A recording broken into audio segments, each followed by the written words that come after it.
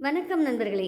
நான் இன்று உங்களிடம் கொண்டு வந்திருப்பது ஒரு கதை அல்ல, மனிதநேயமே சுவாசமாய் வாழும் ஒரு மனிதத்தை பற்றி. சமூகத்தில் யாருடைய ஆதரவும் இல்லாத நேரத்தில் நீ தனியாக இல்லை என்று நம்மிடம் உறுதியாக சொல்ல சிலர் இருக்கிறார்கள்.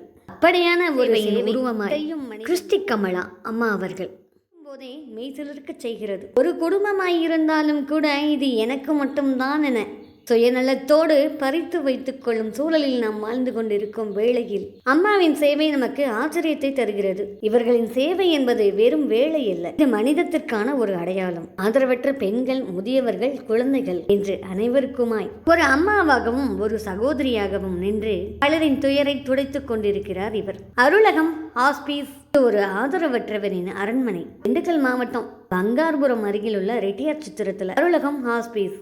இது ஒரு இல்லம் மட்டுமில்லை, இது மனிதநேயத்தின் முகவரி. மனிதன் எவ்வளவு வேண்டுமானால் வசதி வாய்ப்போடு வாழ்ந்திருக்கலாம், ஆனால் கடைசி காலத்தில் அன்பென்பது அவசியமாய் தேவைப்படுகிறது. தங்களின் உறவுகளை துளைத்தவர்களும் தங்களின் உறவுகளால் கைவிடப்பட்டவர்களையும் அன்னையாய் நின்று பாதுகாத்து வருவது இருக்கும் நிறுவனம். பெரியவங்களுக்கும் குழந்தைங்களுக்கும் தன்னுடைய சேவையை செஞ்சுட்டு வராங்க. இந்த நிறுவனத்துக்கு போற யாருமே நீங்க யாருன்னு கேட்க மாட்டாங்க. உங்களுக்கு என்ன தேவை இருக்கு, எங்களால ஏதாவது உதவி உங்களுக்கு தேவைப்படுதா அப்படின்னு அன்போடு உபசரிப்பாங்க. நிறுவனத்தின் ஒரு அங்கமாகவும் தன்னுடைய சேவை செஞ்சுட்டு வராங்க. விளம்பரம் ஏதும் இல்லாமல் தனக்கு விதிக்கப்பட்ட காரியமாய் எண்ணி மக்களுக்கு இன்முகத்தோடு சேவை செய்து வரும் இவர் நிச்சயமாக உங்கள் அனைவரின் பாராட்டுக்கும் உரியவர் தான். இங்க செய்யற சேவை உணவு, உடை, இருப்பிடத்தோடு மட்டும் முடியல, மனதளவுல உடைஞ்சு நம்பிக்கையை இழந்த அத்தனை பேருக்கும் ஒரு நம்பிக்கை தூணாகவும் நிக்கிறாங்க. ஒரு அரசு அலுவலகத்துல பணியாற்றி தன்னுடைய ஓய்வு காலத்தை மக்களுக்காகவே கூறியவர் அன்பான மனிதர். இவையெல்லாம் அவருடைய வாழ்க்கையில ஒரு நாள் வேலை கிடையாது, இது ஒரு வேள்வி. நம்ம ஒருத்தர்கிட்ட போய் நமக்கு தெரிஞ்சவங்களாவே இருந்தாலும் அவங்கள்ட்ட உதவி கேட்கறது அப்படிங்கிறது அவ்வளவு எளிதான காரியம் இல்லை. தயங்கி கேட்டால் கிடைக்குமா, இல்லை ஏதாவது நினைச்சுக்குவாங்களா அப்படின்னு சொல்லி நினைச்சிட்டு நம்மளோட சொந்த தேவைக்கே உதவி கேட்க தயங்குற காலத்துல ஆதரவற்ற பிள்ளைங்களுக்காகவும் குழந்தைங்களுக்காகவும் தன்னோட சேவை நிறுவனத்தின் மூலமாக பலரோட இணைந்து மக்களுக்காக சேவை செய்தும் வரும் இவர். இந்த தொகுப்பை பேசிட்டு இருக்கும் போது டக்குன்னு எனக்கு ஒரு ஞாபகம் வந்துச்சு. அன்னை தெரசா அம்மா ஒரு நிறுவனத்துக்கிட்ட சேவைக்கு குழந்தைங்களை வளர்க்குறதுக்கும் நோயாளிகளை பார்க்கறதுக்கும் உதவி கேட்டு போவாங்க. இப்போ ஒரு பெரிய நிறுவனத்தோட வணிகர் உதவி கேட்டு வந்திருக்காங்க அப்படின்னு உதவி செய்யாம அவர்களின் முன்பு எச்சிலைக்காரி உமிழ்ந்தாராம். அதுக்கு அன்னை தெரசா அம்மா என்ன சொன்னாங்க தெரியுமா? இதை நான் வைத்துக் கொள்கிறேன், என் பிள்ளைகளுக்கு ஏதேனும் உங்களால் முடிந்த உதவியை செய்யுங்கன்னு சொன்னாராம். நிகழ்வு தான் எனக்கு ஞாபகம் வந்துச்சு. அன்பால் எதையுமே சாதிக்க முடியும் என்பதால் இவர் அங்கீகாரம் பெற்றுள்ளார். அதற்கான விருதுகள் உங்கள் முன்னே. பெற்ற விருதுகள் சேவை திலகம் விருது, வாழ்நாள் சாதனையாளர் விருது, சிறந்த மனிதநேயர் விருது. எத்தனை விருதுகளை பெற்றாலும் எந்த ஒரு கம்பீரமும் இல்லாமல் எங்க நிறுவனத்துல எங்க இல்லத்துல இருக்க குழந்தைங்களுக்கும் முதியவங்களுக்கும் உங்களால முடிஞ்ச உதவியை செய்யுங்க அப்படின்னு புன்னகையோட மற்றவர்களிடம் உதவியை பெற்று இந்த நிறுவனத்தை பலருடன் சேர்ந்து இயக்கி வருகிறார். இவருக்கு கிடைச்ச இத்தனை விருதுகளையும் விட மிகச்சிறந்த விருது என்ன தெரியுமா? சொந்தங்களால் கைவிடப்பட்டவர்களும் சொந்தங்களை தொலைத்தவர்களுக்கும் நமக்கு அம்மா மாதிரி யாராவது ஒருத்தர் இருந்தா நல்லா இருக்கும்ல, சொல்லித்தரும் பாடம் இதுதான். வயது என்பது சேவைக்கு தடை இல்லை.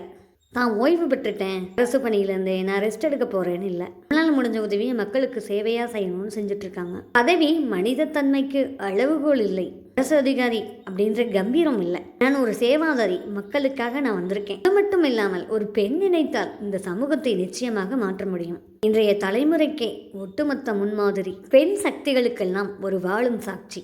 அம்மா உங்களுக்கு எங்களோட மனமார்ந்த நன்றியும் பாராட்டுகளும்.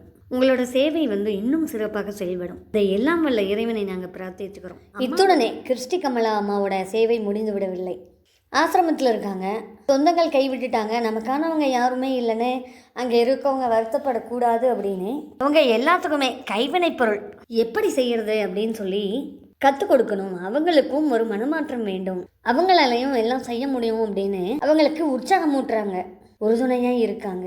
ஊன்றுகோலாகவும் இருக்கிறார் கிறிஸ்டி கமலா அம்மா அவர்கள். ஆசிரமம் தானே, சரி அவங்களுக்கு உதவி பண்ணோம், அதோட நிறுத்தாம அவங்களுக்கான புது வாழ்வை, உற்சாகத்தை உருவாக்கி தருவதில் முழு முயற்சியில் இருக்கிறார்.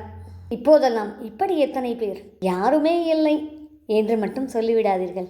ஆங்காங்கே மனிதம் அன்புடனே இருக்கத்தான் செய்கிறது, உண்மைதானே? அம்மாவுடனும் அருளகம் ஹவுஸ்பீஸ் சேவை நிறுவனத்துடனும் இணைந்து பணியாற்ற விரும்பினாலும் சரி, இல்லை உங்களால் முடிந்த சிறு சிறு உதவிகளை செய்ய விரும்பினாலும் சரி, வீடியோவுக்கு கீழே கமெண்ட் பண்ணுங்க. அதற்கான முகவரியை நான் உங்களுக்கு தருகிறேன். தேவை என்பது வற்புறுத்தல் இல்லை, கட்டாயமும் இல்லை, மனம் விரும்பி செய்வதுதான். மனம் இருந்தால் மனம் விரும்பி செய்யுங்கள். உங்களின் ஒரு சேவை பல குழந்தைகளையும் பெற்றோர்களை போன்ற முதியவர்களையும் மனமகிழச் செய்யும். இழந்தவங்களுக்கு நம்ம ஒரு சொந்தமா நிற்போமே, இந்த உதவிதானே, முடிந்தால் செய்யுங்கள். இது போன்றே வெளியே வராத பல வெளிச்சங்களை வெளியே கொண்டு வரும் முதல் முயற்சி கதைகள் தோழி சோஷியல் ஹப் முயற்சி செஞ்சுட்டு இருக்கோம். உங்களுக்கு யாராவது தெரிஞ்சவங்க இருந்தாலும் சரி, இல்லை நீங்களே ஒரு சாதனையாளர் அப்படின்னு சொன்னாலும் சரி, இந்த வீடியோவுக்கு கீழே கமெண்ட் பண்ணுங்க. உங்களுடைய சாதனைகளும் காட்சியாக்கப்படும் தேநீர் கதைகள் தோழில் சோசியல் ஹப்ல. விளம்பரத்திற்காக எதுவும் இல்லை. உங்களை போன்ற மக்கள் எல்லாம் வெளியே வர வேண்டும் என்பதுதான் பெருமாவல். உங்களோட ஆதரவை ஒரு சப்ஸ்கிரைப்